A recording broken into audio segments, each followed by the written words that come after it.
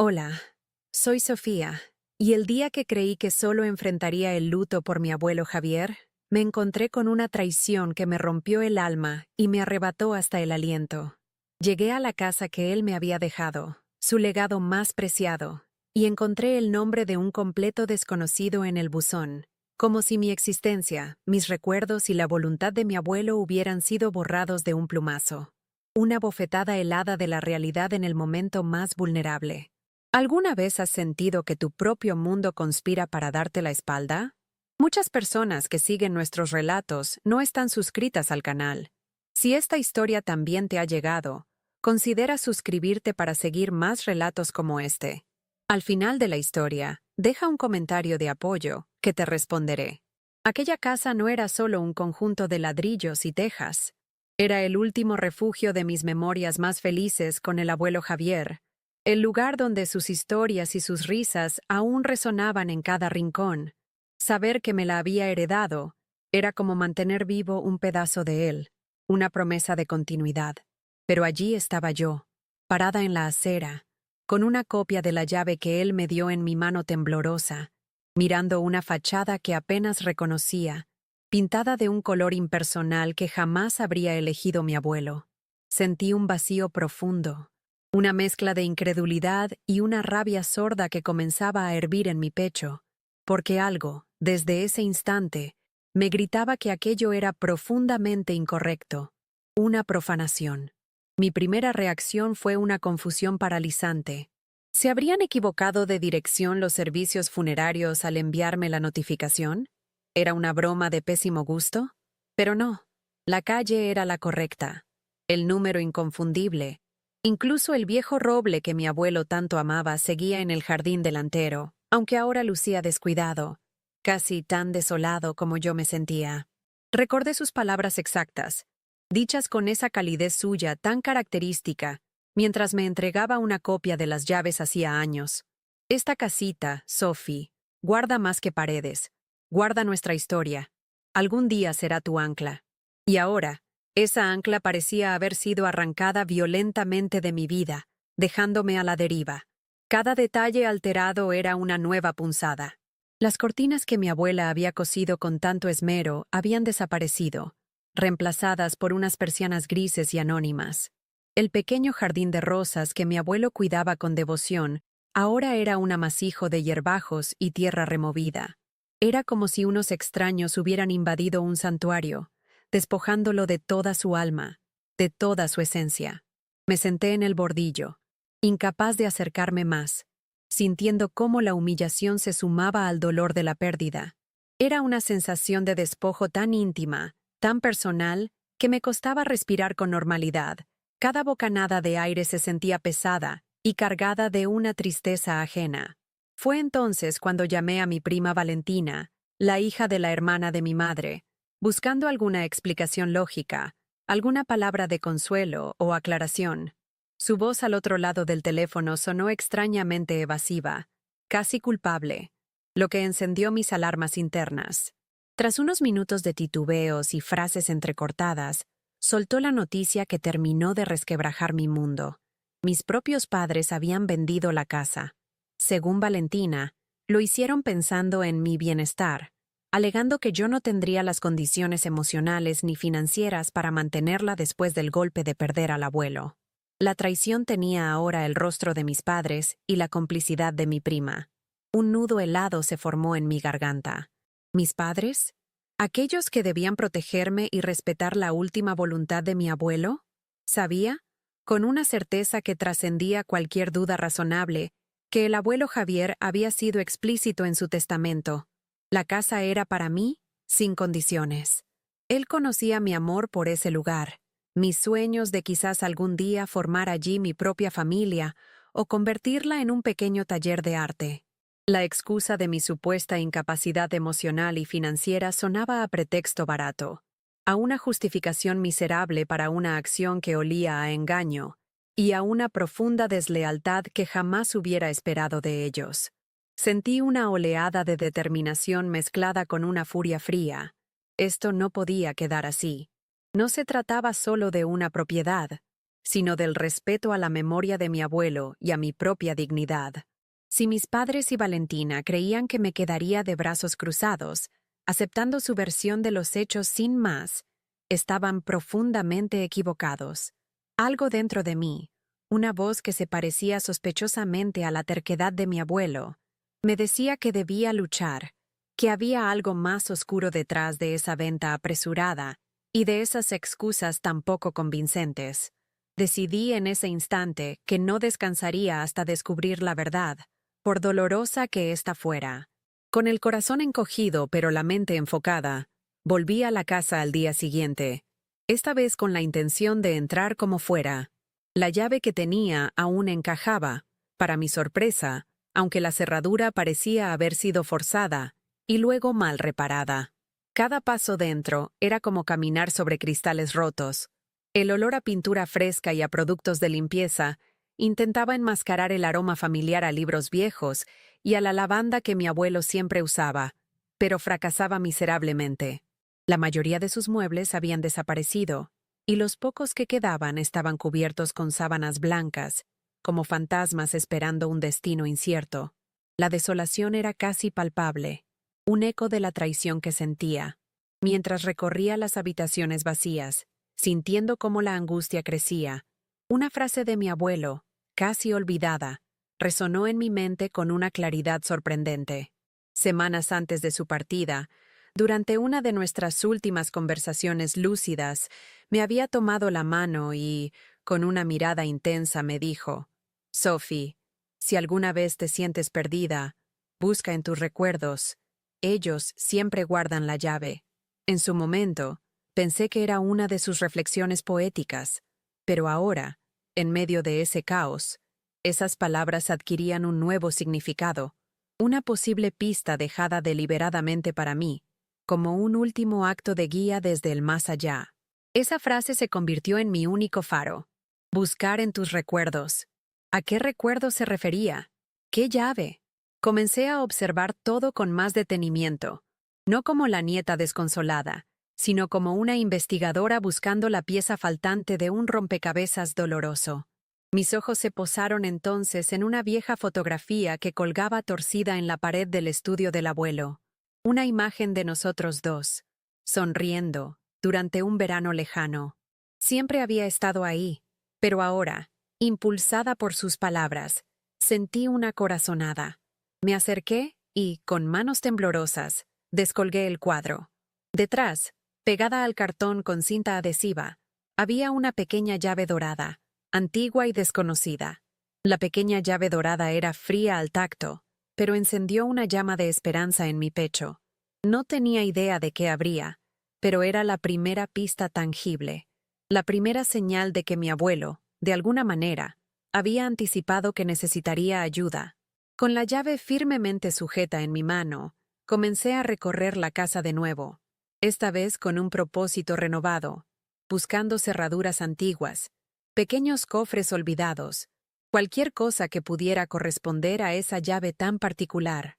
Mis recuerdos se agolpaban, intentando conectar puntos, lugares donde mi abuelo guardaba sus cosas más preciadas. La frase «buscar en tus recuerdos» seguía guiándome, y me llevó instintivamente hacia la empinada escalera que conducía al sótano, un lugar que siempre me había parecido misterioso y lleno de secretos de familia.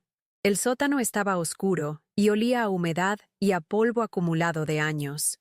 La única luz provenía de una pequeña bombilla que colgaba del techo, apenas suficiente para distinguir las siluetas de los trastos viejos cubiertos con sábanas.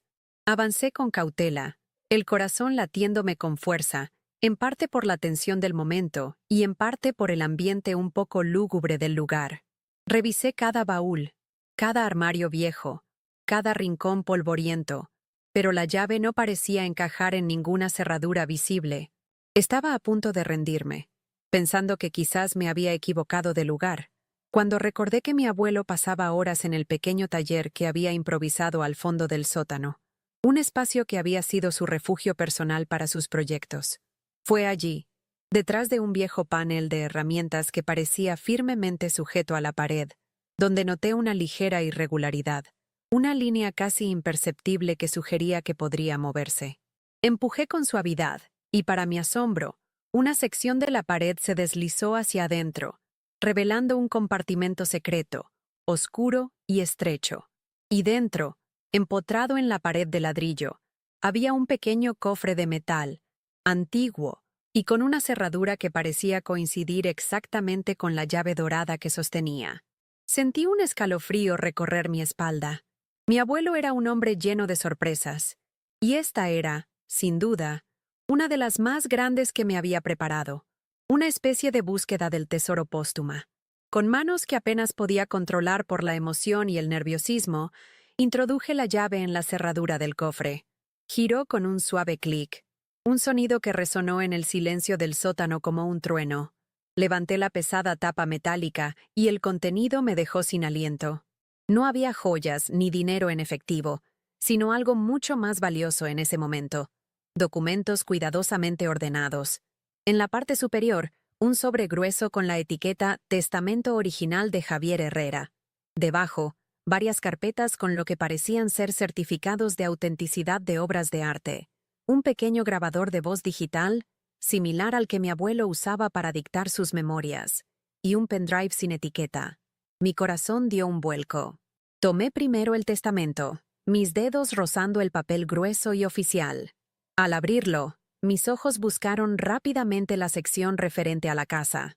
Allí estaba, tal como lo recordaba, inequívocamente. La propiedad de la calle del Roble me era legada en su totalidad. Pero había más. Una cláusula que nunca antes había conocido. Una condición específica que mi abuelo, con su astucia característica, había incluido. Para que cualquier venta de la casa fuera legal mientras yo viviera, se requería mi firma física, mi presencia comprobada por al menos 2 testigos independientes y, lo más sorprendente, un registro en vídeo del acto de consentimiento, todo debidamente notariado. Una sonrisa amarga se dibujó en mi rostro. Mis padres no podrían haber cumplido eso. Luego, mi atención se centró en el grabador de voz. Pulsé el botón de reproducción y la voz de mi abuelo llenó el sótano, tan clara y firme como si estuviera allí conmigo. «Querida Sofía», comenzó, y sentí cómo las lágrimas pugnaban por salir. «Si estás escuchando esto, es porque las cosas no han salido como yo esperaba, y los lobos que pensé mantener a raya han mostrado sus colmillos». Continuó explicando sus sospechas sobre las intenciones de mis padres, y para mi sorpresa y dolor, también de Valentina. Habló de cómo había notado su codicia creciente, sus comentarios insidiosos sobre el valor de la casa y de algunas de sus pertenencias, especialmente sus pequeñas pero valiosas obras de arte. El siguiente descubrimiento fue el pendrive. Lo conecté a mi teléfono usando un adaptador que casualmente llevaba en la mochila. Contenía varias grabaciones de audio, no de mi abuelo, sino conversaciones. Reconocí las voces de mis padres y de Valentina. Estaban planeando la venta de la casa incluso antes del fallecimiento de mi abuelo, discutiendo cómo convencerme, o, si eso fallaba, cómo incapacitarme legalmente. Hablaban de sustituir algunas de las pinturas originales por copias casi perfectas para vender las auténticas por separado, aprovechando el desorden de la mudanza y mi supuesto estado de shock. La frialdad con la que discutían cada detalle era nauseabunda, como si yo fuera un mero obstáculo. Entre los documentos del cofre, encontré también informes médicos falsificados, con diagnósticos alarmantes sobre mi salud mental, preparados para ser presentados si yo me oponía a sus planes. Estaban fechados semanas antes, lo que demostraba la premeditación de su engaño. La crueldad de todo aquello era abrumadora. No solo querían robarme mi herencia, sino también mi credibilidad, mi propia identidad, pintándome como alguien inestable e incapaz. Cada revelación era un golpe más duro que el anterior, desmoronando la imagen que alguna vez tuve de mi propia familia, dejándome con un sentimiento de asco y una profunda tristeza por la memoria de mi abuelo, que tuvo que prever tal traición.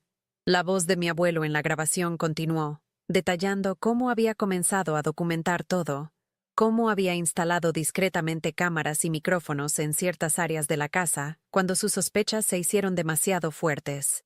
Explicó que las obras de arte más valiosas tenían marcas secretas conocidas solo por él y por un experto de confianza, para diferenciarlas de posibles falsificaciones. Me indicó también dónde encontrar los originales de algunos documentos importantes que mis padres seguramente intentarían hacer desaparecer o alterar. Era un arsenal de pruebas, meticulosamente preparado por un hombre que amaba la justicia tanto como a su nieta. Con todas esas pruebas en mis manos, el testamento original con su cláusula crucial, los documentos de las obras de arte, el pendrive con las conversaciones incriminatorias y la grabación de mi abuelo exponiendo la manipulación, sentí un torbellino de emociones. El dolor de la traición era inmenso, pero ahora estaba acompañado de una ira justa y una extraña sensación de fortaleza. Mi abuelo no me había dejado sola, me había legado las herramientas para luchar. Ya no era solo Sofía la nieta desconsolada, era Sofía, la heredera de la verdad de Javier Herrera. Sabía exactamente lo que tenía que hacer. Apagué el grabador, guardé todo de nuevo en el cofre y salí del sótano con una determinación que no sabía que poseía. Buscaría ayuda legal inmediatamente. Al día siguiente, con el cofre y su contenido guardados como si fueran el tesoro más grande del mundo, busqué una abogada especialista en litigios familiares y sucesiones.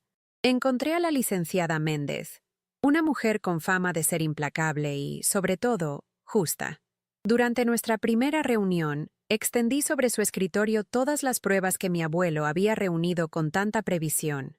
El testamento original, las fotos de las marcas secretas en las obras de arte, los documentos falsificados sobre mi salud mental, y le ofrecí el pendrive y el grabador para que escuchara las voces de la traición.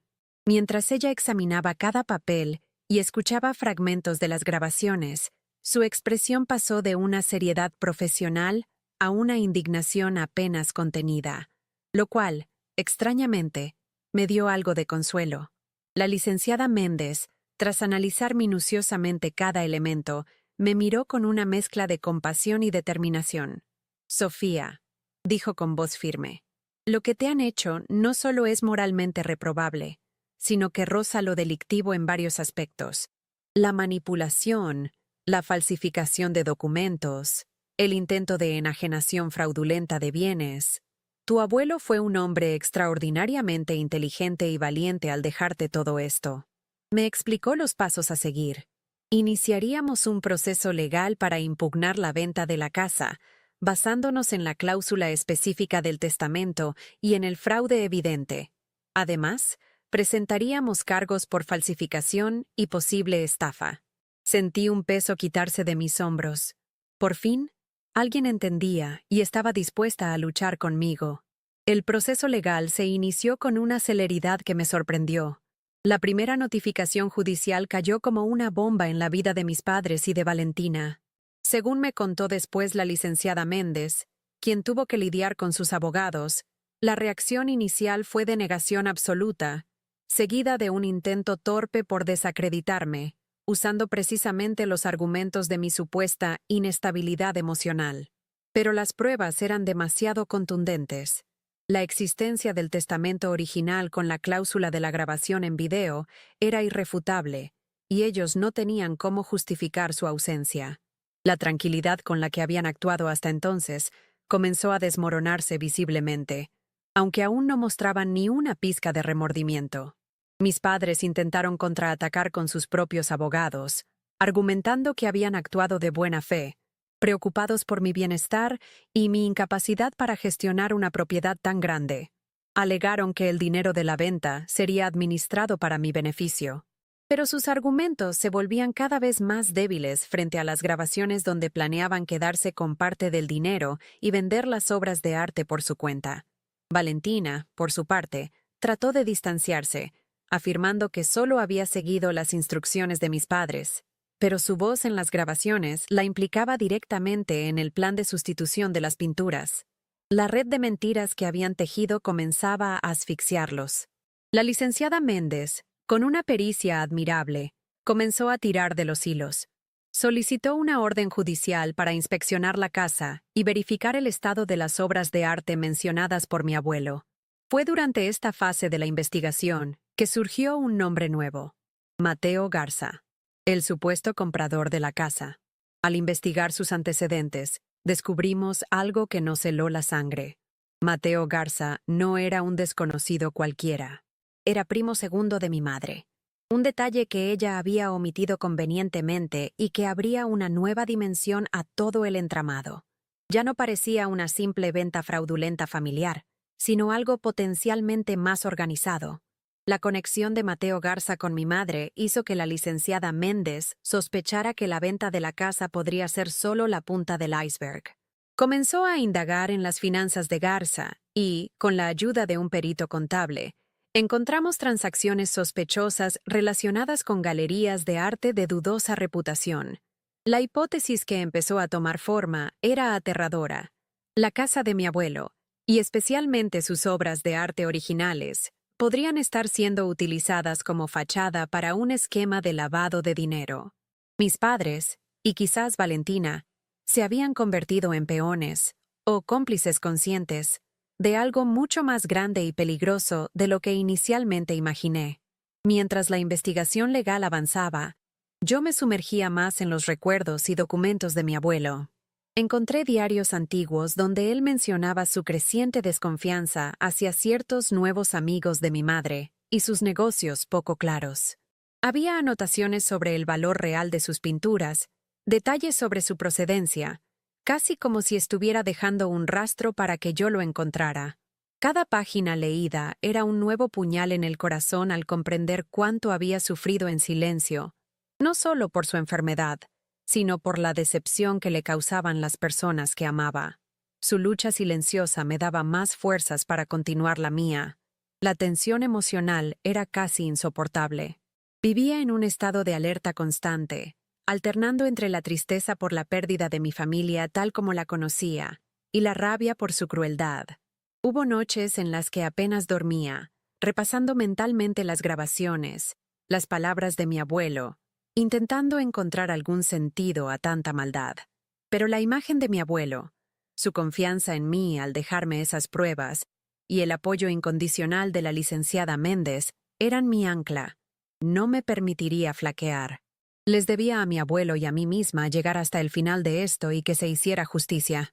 Con las nuevas pruebas sobre Mateo Garza y la posible red de lavado de dinero, el caso tomó un nuevo impulso. La licenciada Méndez solicitó medidas cautelares para bloquear cualquier transacción relacionada con las obras de arte y para asegurar la casa, impidiendo que Garza o mis padres pudieran disponer de ella o de su contenido. El cerco se estrechaba. Comencé a entender que la traición de mis padres no solo había sido motivada por la simple codicia de quedarse con una casa, sino que estaban enredados en algo que superaba su propia capacidad de control, arrastrados por la ambición y las malas compañías. El momento en que la justicia finalmente ordenó el bloqueo de la venta de la casa y la incautación preventiva de las obras de arte para su peritaje fue una primera gran victoria. Aunque la batalla legal estaba lejos de terminar, sentí que la balanza comenzaba a inclinarse. Mis padres y Valentina fueron citados a declarar, esta vez bajo una investigación mucho más seria que implicaba delitos financieros. Recuerdo haber visto a mi madre a la salida de una de las citaciones. Su rostro, antes altivo y seguro, ahora estaba demacrado y reflejaba miedo. No hubo cruce de miradas, solo la constatación fría de que el abismo entre nosotros era ya insalvable. El juicio fue largo y doloroso, una exposición pública de los secretos más oscuros de mi familia. Cada sesión era un recordatorio de la profunda traición, pero también una reafirmación de la increíble previsión de mi abuelo. Las grabaciones de su voz, explicando sus temores y las medidas que había tomado, resonaron en la sala del tribunal con una solemnidad que helaba la sangre. Las conversaciones entre mis padres y Valentina, planeando cada detalle de su engaño, fueron reproducidas, y pude ver en sus rostros cómo el peso de sus propias palabras los aplastaba. Mateo Garza, por su parte, intentó negar cualquier implicación en el lavado de dinero, pero las pruebas documentales y los testimonios de expertos lo acorralaron sin remedio. Verlos allí, expuestos y vulnerables, no me produjo alegría, sino una tristeza profunda por lo que habíamos llegado a ser. La defensa intentó por todos los medios pintar a mi abuelo como un anciano senil y a mí como una nieta manipuladora y vengativa. Pero la claridad de sus instrucciones en el testamento, la meticulosidad con la que había guardado cada prueba y la coherencia de su narración en las grabaciones eran innegables.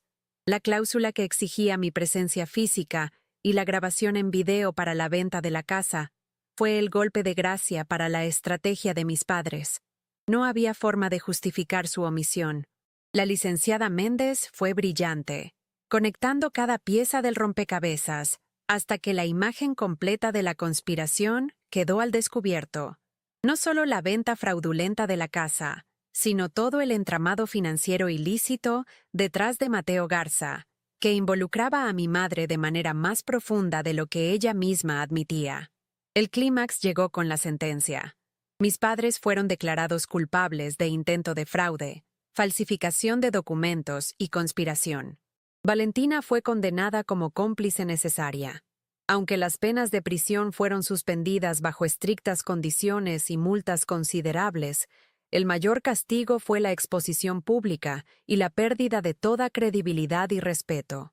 Mateo Garza, enfrentando cargos mucho más graves por lavado de dinero y asociación ilícita, recibió una condena de varios años de prisión efectiva.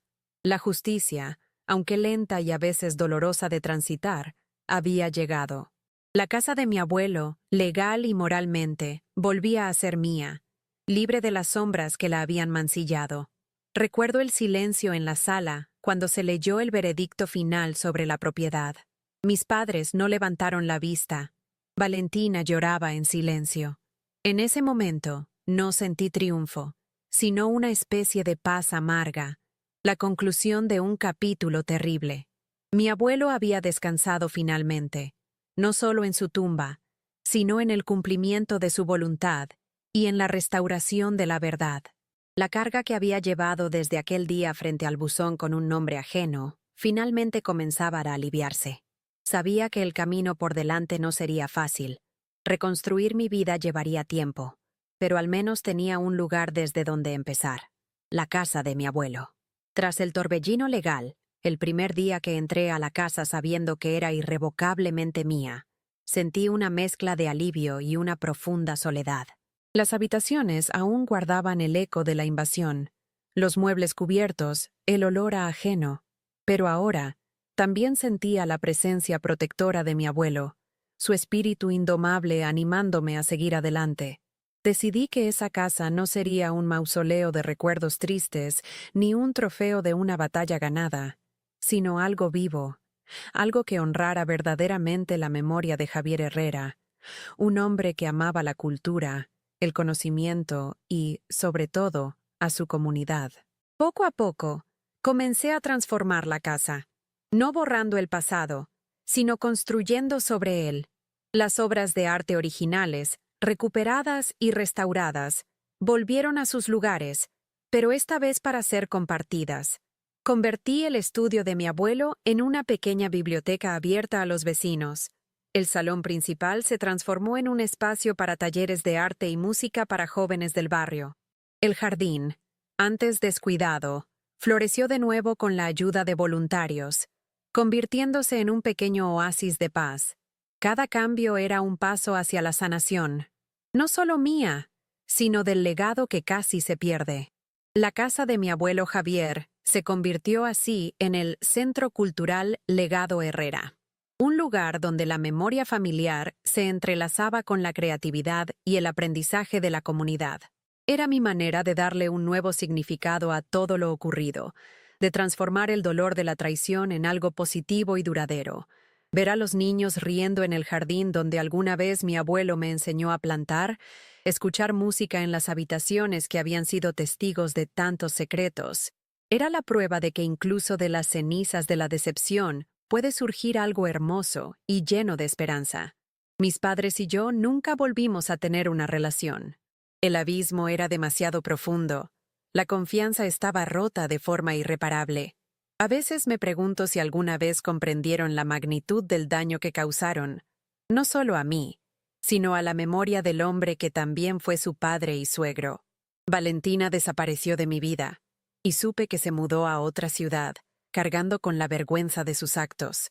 La vida, a su manera, se había encargado de cobrar cada cuenta pendiente, dejando una marca imborrable en todos nosotros.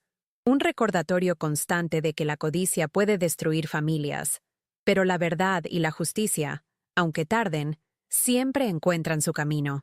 Hoy, cuando camino por los pasillos del centro cultural, siento la presencia de mi abuelo en cada detalle. Su voz ya no es solo un eco en una grabación, sino una inspiración constante. La traición familiar me enseñó una dura lección sobre la naturaleza humana, pero también me mostró la fuerza que reside en la búsqueda de la verdad y en la preservación de la memoria. La casa ya no es solo un edificio, es un testimonio de resiliencia, un faro de esperanza y un homenaje a un hombre extraordinario cuya última voluntad fue, finalmente, mucho más que una simple herencia material. Fue una lección de vida. La historia de la casa del abuelo Javier es una prueba de que, aunque el engaño y la avaricia puedan causar heridas profundas, el amor, la justicia y la memoria tienen el poder de sanar y transformar. Él había preparado todo, no solo para protegerme, sino para enseñarme que, incluso en la oscuridad más densa, siempre hay una llave, una pista, una voz que nos guía hacia la luz si estamos dispuestos a buscar en nuestros recuerdos y a luchar por lo que es correcto. Y ese, creo, fue su verdadero y más valioso legado para mí y para todos los que ahora disfrutan de su casa.